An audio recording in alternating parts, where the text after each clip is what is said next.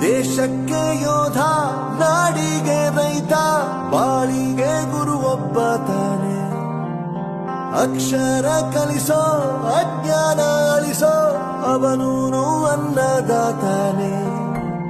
ತಪ್ಪು ಸರಿಯ ತಿದ್ದಿ ತಿಳಿ ಹೇಳಿ ಸಮಬುದ್ಧಿ, ನಮ್ಮ ಚಿತ್ತ ಶುದ್ಧಿಯಾಗೋ ಹಾದಿ. ಎಷ್ಟೇ ದೂರ ಹೋದ್ರೂ ಮರಿಬೇಡ ನಿನ್ನ ಬೇರು, ನಿನ್ನ ಸಾಧನೆಗೆಲ್ಲ ಇದುವೇ ಆದಿ. ಪಾಠಶಾಲಾ